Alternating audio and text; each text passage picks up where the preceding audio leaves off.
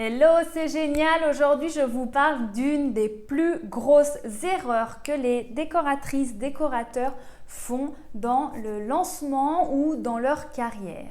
Vous êtes prêts? Cette erreur, je l'ai faite aussi au début. Beaucoup la font et ne perçoivent pas ça comme une erreur et je pense que c'est justement le plus gros des problèmes. Voilà, alors quand on se lance comme décorateur ou décoratrice ou qu'on on a vraiment sa carrière, on a cette générosité, on a cette envie de créer des espaces, on a cet appel qui est là. Et puis, quand on nous demande qui est notre client, on va gentiment dire tout le monde. Ouh, le fameux tout le monde.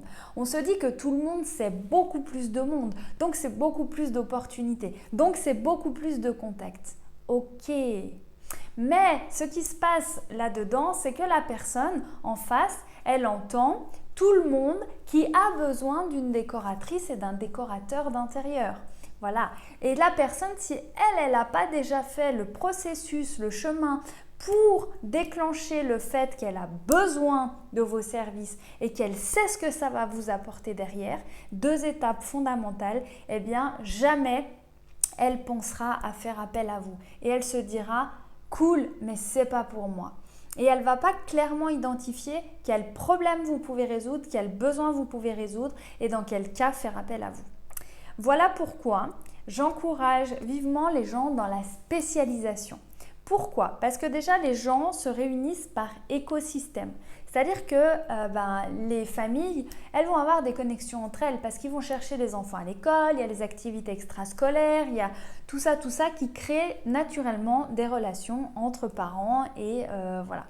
Donc, si vous faites une chambre d'enfant, je pense à une collaboratrice en ce moment qu'on a fait une puis qui appelait maintenant pour régulièrement, eh bien, vous mettez cette énergie, vous mettez cette intention là-dessus et c'est comme si, concrètement ou pas concrètement, vous alliez diffuser l'information que vous faites des chambres d'enfants.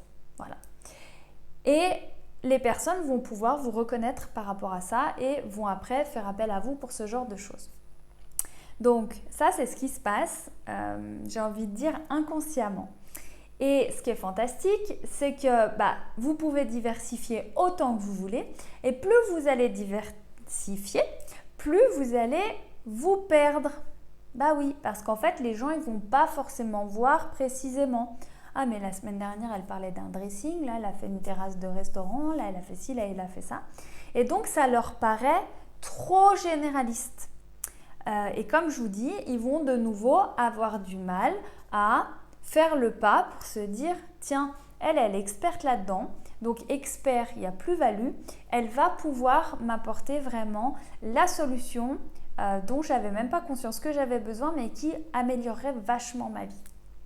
Donc l'idée, moi je vous invite vraiment à vous spécialiser pour vous démarquer.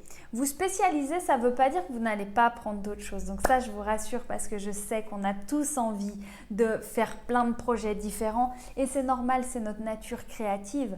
Mais si vous êtes spécialisé en restaurant, ça veut dire que vous mettez ça en avant et ça ne veut pas dire que la personne qui vous a vu qui a vu que vous avez fait tel restaurant risque pas de vous appeler derrière pour faire sa maison ou autre. Moi j'en ai eu plein des gens qui nous ont appelés suite à des restaurants qu'on a fait, mais quand on va voir un restaurateur, j'ai toujours ma petite mouche avec moi, quand on va voir un restaurateur, eh bien on lui dit qu'on est spécialisé en restauration. Ça nous donne de la crédibilité, ça lui montre qu'il sait exactement qu'on va répondre à ses besoins parce qu'on a cette expertise-là.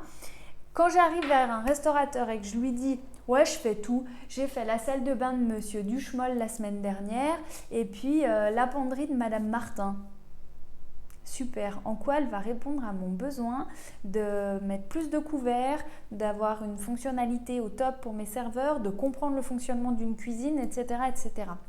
Donc, l'important, c'est vraiment de positionner votre activité parce que votre expertise, elle va prendre de la valeur juste en mettant le curseur « je fais ça ».